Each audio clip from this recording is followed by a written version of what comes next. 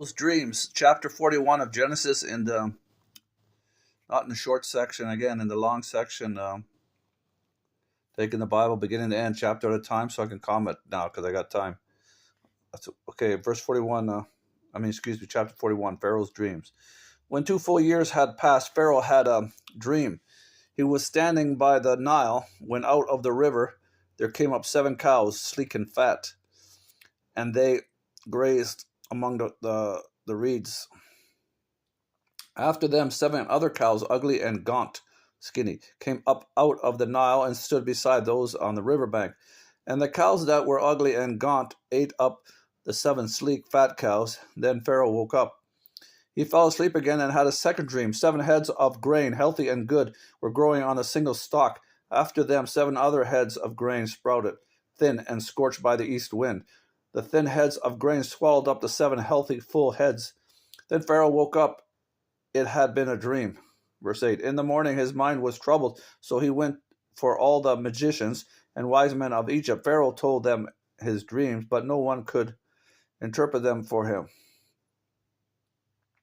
Then the chief cupbearer said to Pharaoh, Today I am reminded of my shortcomings. Pharaoh was once angry with the servants, and he imprisoned me and the chief baker in the house of the captain of the guard. He's reminding him what he did in the past to him and the baker. Verse 11, each of us had a dream the same night, the baker and him, the cupbearer. He's recounting what he forgot to tell the king about Joseph. Now he reminded him because of Pharaoh's dream again. Each of us had, continued the cupbearer, had a dream the same night, and each dream had a meaning of its own. Now a young man was there with us, a servant of the captain of the guard. We told him our dreams, and he interpreted them for us, giving each man the interpretation of his dream. And things turned out exactly as he interpreted them to us. I was restored to my position, cupbearer, and the other, the baker man, was hanged. So Pharaoh sent for Joseph, and he was quickly brought from the dungeon. When he had shaved and changed his clothes, he came before Pharaoh. Pharaoh said to Joseph, I had a dream, and no one can interpret it, but I have heard it said of you that when you hear a dream, you can interpret it. I cannot do it, Joseph replied to Pharaoh, but God will give Pharaoh the answer he desires. Then Pharaoh said to Joseph, In my dream I was standing on the bank of the Nile, when out of the river came up 7 cows, fat and sleek, and they grazed among the reeds.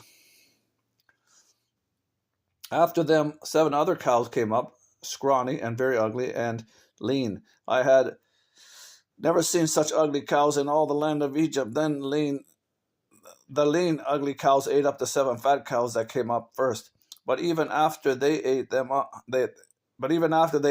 no one could tell that they had done so. They looked just as ugly as before. Then I woke up. In my dreams, I also saw 7 heads. Remember, he had another dream. He fell asleep. 7 heads of grain, full and good, growing on a single stalk.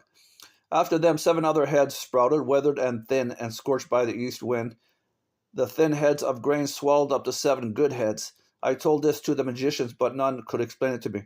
Then Joseph said, verse 25, to Pharaoh, The dreams of Pharaoh are one and the same. God has revealed to Pharaoh what he is about to do. The 7 good cows are 7 years, and the 7 good heads of grain are 7 years. It is one and the same dream. The 7 lean, ugly cows that came up after are 7 years, and so are the 7 worthless heads of grain scorched by the east wind. They are 7 years of famine. It is just as I said to Pharaoh. God has shown Pharaoh what he is about to do. 7 years of great abundance are coming throughout the land of Egypt, but 7 years of famine will follow them. Then all the abundance in Egypt will be forgotten, and the famine will ravage the land. The abundance in the land will not be remembered, because the famine that follows it will be so severe. Verse 32, the reason the dream was given to Pharaoh in 2 forms is that the matter has been firmly decided by God, and God will do it soon. So he just explained why he had in 2 dreams. Reiteration, inculcation, repetition, to God affirm it. 33, and now let Pharaoh look for a discerning and wise man and put him in charge of the land of Egypt. Let Pharaoh appoint commissioners over the land to take 1/5 of the harvest of Egypt during the 7 years of abundance. They should collect all the food of these good years. Why did he say 1/5 and everything? Probably God told him to in a dream or somehow. They should collect all the food of these good years that are coming and store up the grain under the authority of Pharaoh to be kept in the cities for food. This food should be held in reserve for the country to be used during the 7 years of famine that will come upon Egypt, so that the country may not be ruined by the famine. The plan seemed good to Pharaoh and to all his officials. So Pharaoh asked them, "Can we find anyone like this man? One in whom is the Spirit of God?" Question mark. He knew he had the Spirit of God. I don't know how that, but that's the Holy Spirit. He did. Only certain ones in the past Testament, in the Old Testament, the prophets, the good men, teachers, seers of the future, prophets. Also, because the New Testament didn't come to the masses until the day of Pentecost, the ones God called Christianity. 39. Then Pharaoh said to Joseph, "Since God has made all this known to you, there is no one so discerning and wise as you. You shall be in charge of my palace, and all my people are to submit to your orders. Only with respect to the throne will I be greater than you." Stop it there. That's verse 40. Well, I'm going to continue, but he went from the head of the jail, he's not supposed to do. Now only second command to Egypt, the Pharaoh. He said only the Pharaoh. That's like Jesus, only second to the Father. He put everything under him except the Father himself, the mystery of the Godhead. I won't digress. Verse 41. So Pharaoh said to Joseph, "I hereby put you in charge of the whole land of Egypt." Then Pharaoh took the signed ring from his finger and put it on Joseph's finger. He dressed him in robes of fine linen and put a gold chain around his neck. It's funny in Revelation, spiritual beings will have a ring, and only they know God and don't remember fully in certain gifts. Verse 43. He had him. The Pharaoh had Joseph.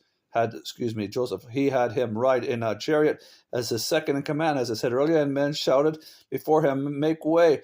Thus he put him in charge of the whole land of Egypt. Then Pharaoh said to all God's doing here to Joseph. Remember, the brothers would bow down in Joseph's dream. It's all going to come. You'll see in the future here chapters. Then Pharaoh said to Joseph, "I am Pharaoh, but without your word, no one will lift hand or foot in all Egypt." Pharaoh gave Joseph the name Zaphanath-Paneah and gave him Asenath, daughter of Potiphera, priest of On, to be his wife. And Joseph went throughout the land of Egypt. I assume she was good looking. Joseph was a good looking man. I don't know. He was blessed with everything else. 46. Joseph was 30 years old when he entered the service of Pharaoh, king of Egypt. And Joseph went out from Pharaoh's presence and traveled throughout Egypt. During the 7 years of abundance, the land produced plentifully. Joseph collected all the food produced in the 7 years of abundance in Egypt and stored it in the cities. In each city, he put the food growth in the fields surrounding it. Joseph stored up huge quantities of grain like the sands of the sea. It was so much that he stopped keeping records because it was beyond measure. Before the years of famine came, 2 sons were born to Joseph by Asenath, daughter of Potiphera, priest of On.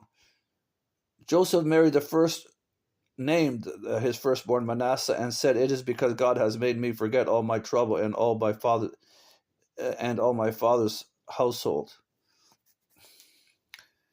52. The second son he named Ephraim and said, "It is because God has made me fruitful in the land of my suffering." The 7 years of abundance in Egypt came to an end, and the 7 years of famine began. Just as Joseph has said, there was famine in all the other lands, but in the whole land of Egypt there was food. When all Egypt began to feel the famine, the people cried to Pharaoh for food. Then Pharaoh told all the Egyptians, "Go to Joseph and do what he tells you." 56. When the famine had spread over the whole country, Joseph opened the storehouses and sold grain to the Egyptians, for the famine was severe throughout Egypt. And all the countries came to Egypt to buy grain from Joseph, because the famine was severe in all the land. And they probably made a lot of money for Pharaoh too. God blessed everything Joseph did, remember? That's the end of chapter 41. Okay, bye.